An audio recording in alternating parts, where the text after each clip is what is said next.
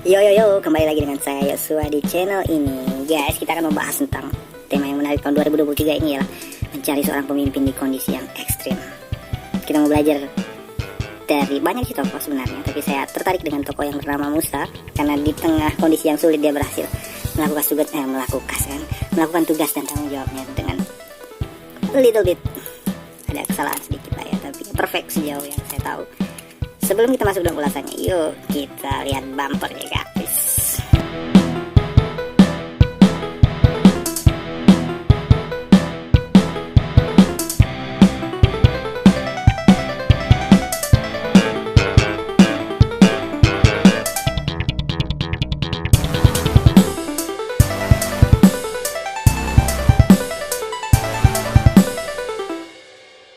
Oke, kembali lagi gengs. Kita akan membahas tentang kepemimpinan Musa. Ya, Musa adalah seorang tokoh yang dibesarkan di sebuah kerajaan yang besar, Mesir kuno.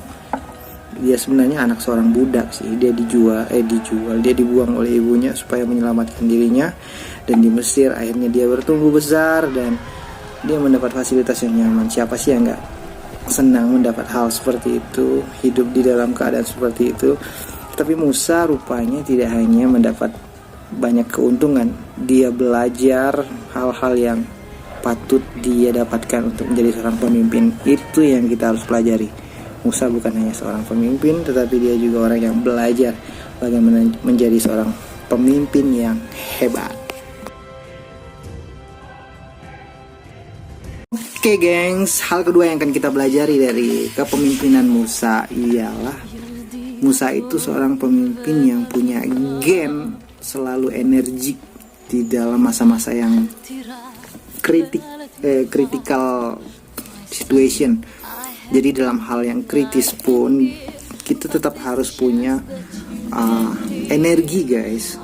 Gaya, bukan style ya, gaya itu maksudnya daya sih, bukan gaya. Daya untuk mau lepas dari masa kritis itu. Dan ternyata itu juga menurun dari ibunya yang punya seorang wanita yang punya banyak akal untuk melepaskan diri dari kondisi yang pada masa itu bayi-bayi itu menurut ramalan harus dibunuh karena ada salah satu bayi itu akan menjadi seorang pemimpin berikutnya. Itu ramalan dari banyak ahli nujum di Mesir. Dan akhirnya ibunya Musa berupaya untuk tetap punya energi di masa-masa yang kritis.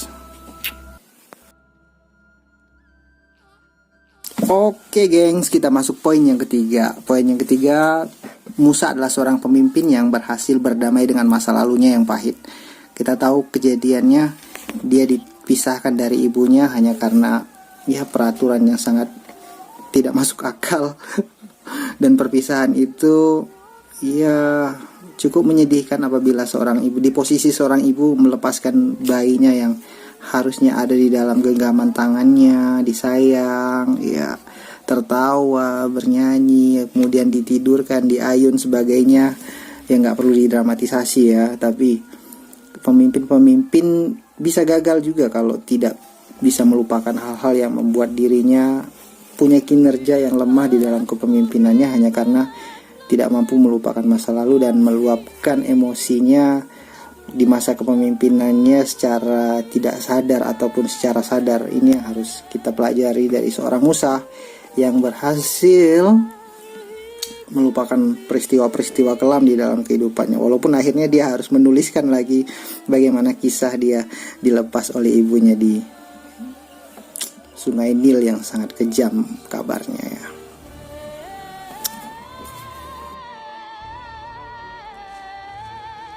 Baik guys, kembali hal keempat yang harus kita pelajari dari Musa ialah yakin bahwa jika rencana Tuhan bagi kita itu baik,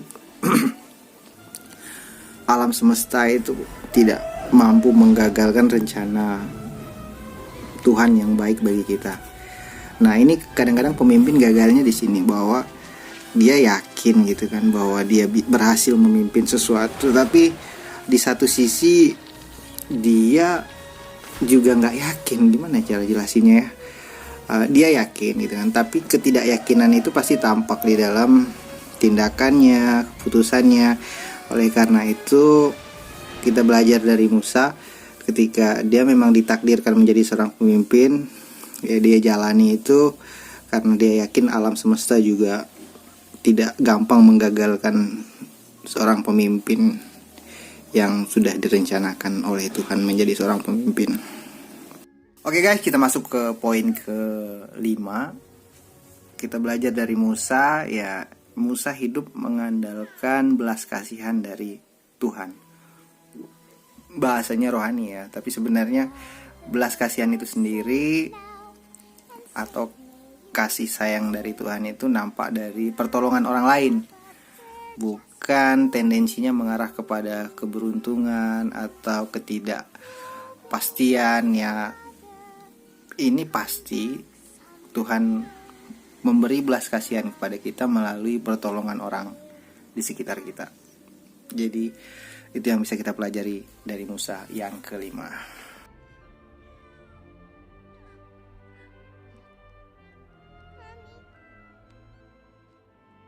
Come, Ramesses. We will show Pharaoh your new baby brother.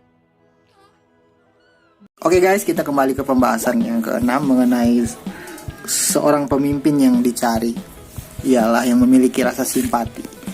Nah, di dalam film yang disutradarai oleh Scott Riddle berdasarkan hasil penelitiannya, di situ Musa rupanya memiliki rasa kasih kepada ibu angkatnya yang membesarkannya dari kecil sampai dia menjadi seorang yang berwibawa. Ini harus dimiliki oleh pemimpin masa kini.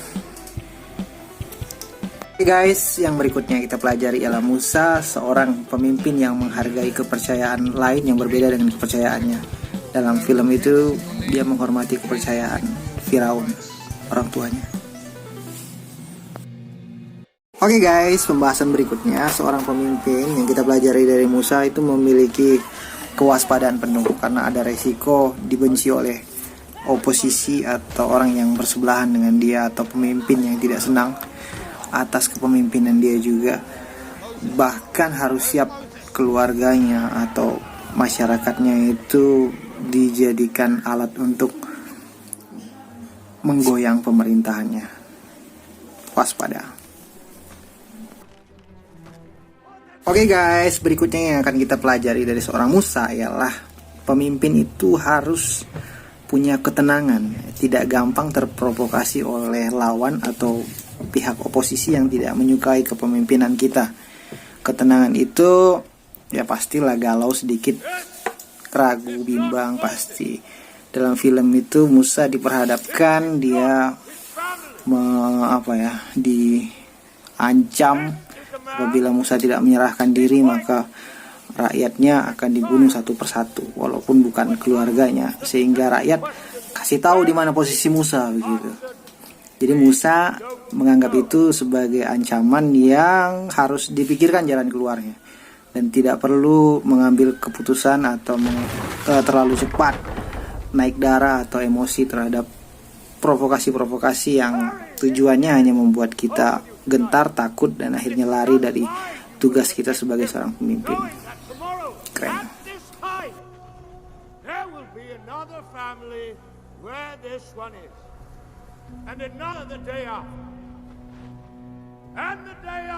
Baik guys, kita masuk ke bagian yang berikutnya, yang ke-10 itu seorang pemimpin yang baik. Kita belajar dari Musa harus mempercayakan atau mendelegasikan tugas untuk rencana-rencana yang ingin dijalankan itu bisa dieksekusi di lapangan. Perlu seorang eksekutor yang memiliki kapasitas, kemampuan, kompetensi, keberanian, tanggung jawab, komitmen, dan banyak hal-hal baiknya yang harus dia miliki. Jadi kalau kita ingin menjadi seorang pemimpin, pastikan selama perjalanan ini itu pasti ada hal-hal yang tidak diinginkan terjadi dan kita tidak sanggup melaksanakannya. Kita perlu seorang teman yang setia dan juga ya 11-12 memiliki visi dan misi yang sama dengan kita. Walaupun sulit mencari orang seperti ini, usahakan ada apabila kita menjadi seorang pemimpin.